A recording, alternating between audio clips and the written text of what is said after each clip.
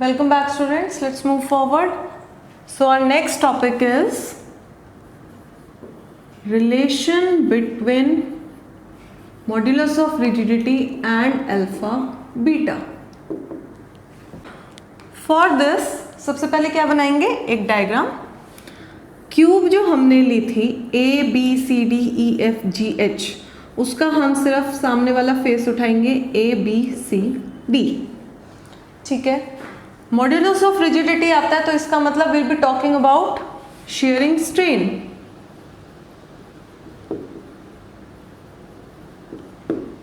उसके लिए will say कि एक टेंजेंशियल फोर्स जो है वो ए बी के ऊपर लगाई गई which cause the point A to come at A dash while B to come at B dash. ये मेरी डायगोनल्स थी A C and B D. These are my new sides. These are my new diagonals, right? A dash to C, and this angle with which it has been sheared is theta. यहाँ तक clear है सबको? Now shear strain के लिए सबसे पहले what is tensile stress? Tensile stress, it is force applied per unit area. इसकी unit, इसकी जो ओरिजिनल लेंथ है वो मानते हैं capital L, while this change let us call it as small l. तो this will be F over L square and this will be equal to T. ठीक है. Let us say A dash which is equals to B dash small l से. तो what will be my shear strain? Shear strain will be L over capital L, right? Which is equals to theta. मेरे पास tensile stress आ गया, shear strain आ गया. What will be my modulus of rigidity? It will be T by theta. First expression is this. इसके बाद थोड़ा सा change करते हैं, track से हटते हैं. व्हाट वी सेड जब हमने शीयरिंग स्ट्रेन पढ़ा था, मॉड्यूलस ऑफ रिजिडिटी पढ़ा था, तो वी सेड कि जो भी मेरा चेंज होता है which is the change in length, it comes in terms of diagonals also. मतलब the length of my diagonals A C and B D also changes. B D की लेंथ इंक्रीज होती है, ए सी की लेंथ डिक्रीज होती है. ठीक है. So we'll say the new diagonal B dash D will be equals to BD times T alpha, क्योंकि alpha जो है वो क्या डिनोट करता है, elongation, while A dash C will be AC T times beta. Why? Because AC के along contraction हुई है, beta denotes contraction. Also original जो क्यूब का फेस होता है square, in that case AC was equals to BD. Pay attention, AC is equals to BD while B dash D and A dash C are not equal. तो सिर्फ इस case में I can replace it with BD T times beta. So what is the total strain induced? It was the total component of both the diagonals, right? So total change induced will be BDT alpha plus BDT times beta, which will come out to be BDT times alpha plus beta. right है. ठीक है, यही था. BD क्या होगी? BD is original diagonal की length, तो I will get L√2 alpha plus beta. T को उठा के इधर लिख देते हैं, राइट है.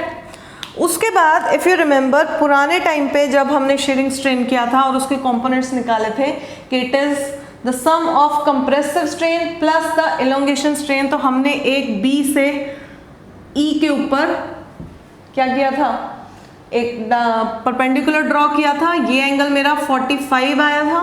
45 से we said we said E B dash was B B dash cos 45, ये जो लेंथ है ये एंगल 45 है, कॉस का आएगा बेस बाय हाइपोटेन्यूज, तो उससे मेरे पास ये रिलेशन निकल के आया था cos 45 इज 1/√2, तो मुझे मिला था E B dash is equal to B B dash क्या है L, तो आई विल गेट L/√2, यही आएगा। अब L/√2 क्या है, E B dash which is B B dash cos 45, मतलब टोटल मेरा कितना स्ट्रेन इंड्यूस हुआ है वो भी सही बता रहा है, ये भी सही बता रहा है, दोनों क्वांटिटीज सेम है। सेम है तो क्या करेंगे, इक्वेट कर देंगे। इक्वेट करेंगे तो I will get L√2 alpha plus beta t times is equals to small l/√2।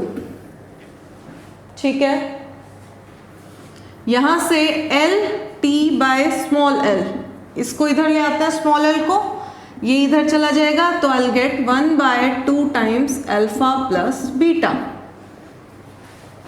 ठीक है, नाउ पे अटेंशन, हमने निकाला था eta, eta is t by theta which is t over small l by capital L, ऊपर जाएगा it will be capital L t by small l, मतलब this quantity here is eta, मेरे पास relation आ गया, eta is equals to 1/2 times alpha plus beta.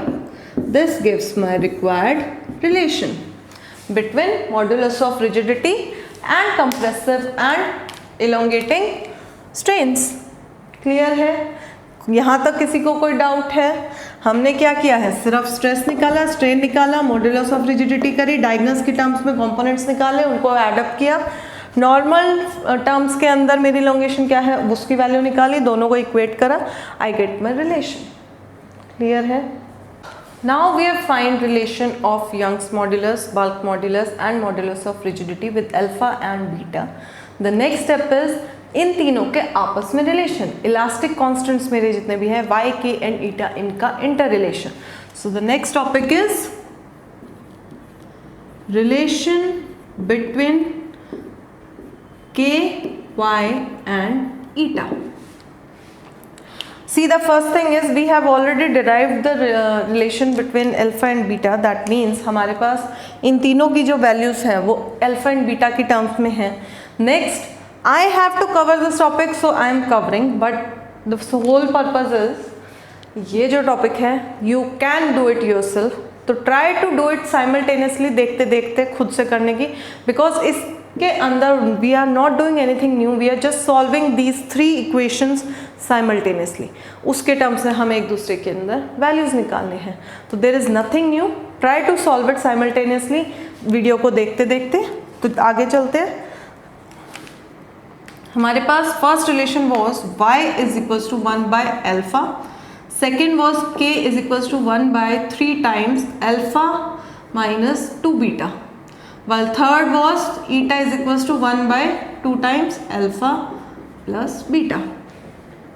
यही था। सबसे पहले इन दो इक्वेशंस को हम उठाते हैं, अल्फा माइनस 2 बीटा को इधर ले आते हैं, alpha minus 2 times beta is equals to 1/3k, इसके अंदर alpha plus beta is equals to 1/2 times eta. यही है, अल्फा अल्फा सेम है तो हम इन दोनों को सब्ट्रैक्ट कर सकते हैं। सब्ट्रैक्ट करेंगे तो क्या आएगा, -2 beta minus beta is equals to 1/3k minus 1/2 times eta, minus of 3 times beta is equals to 2 eta minus 3k over 6k eta. Simultaneously solve करा है, कोई नई चीज़ नहीं है, 6th क्लास से यू आर डूइंग। -3 को उधर लेके जाएंगे तो मेरे पास एक रिलेशन आएगा, beta is equal to, minus से ये टर्म उल्टी हो जाएगी, 3k माइनस 2 ईटा, 3 से मल्टीप्लाई होगा तो 18k ईटा। मेरे पास एक रिलेशन आ गया k ईटा और बीटा के टर्म्स में। सेकेंड थिंग, इन्हीं दो इक्वेशन को अब मुझे क्या करना है, ऐड करना है बीटा को कैंसिल करने के लिए। तो इसको एज इट इज लिखेंगे अल्फा माइनस 2 बीटा, राइट। इसको क्या करेंगे into 2 plus 2 alpha plus 2 times beta is equals to 1/3k plus 1/eta। 2 से 2 कैंसिल हो जाएगा RHS में, राइट। 2 बीटा कैंसिल हुआ, I get 3 alpha is equals to 1/3k plus 1/eta। Alpha क्या आ जाएगा यहाँ से 3k plus eta divided by 9k eta. Clear है, ये चीज क्लियर है, साइमल्टेनियसली ही सॉल्व किया है। इसके अंदर अल्फा के रिलेशन है k और ईटा के साथ, इसमें है बीटा की। अल्फा से we can related to Young's modulus, तो यंग्स मॉड्यूलस तो सीधा था, इसका क्या हो जाएगा reciprocal. y was equals to 1 by alpha, therefore y is equals to 9k eta divided by 3k plus eta. This is my required relation between y, k and eta. Clear है? Clear है? Very small topic, very easy topic, सिर्फ simultaneously solve किया है, right?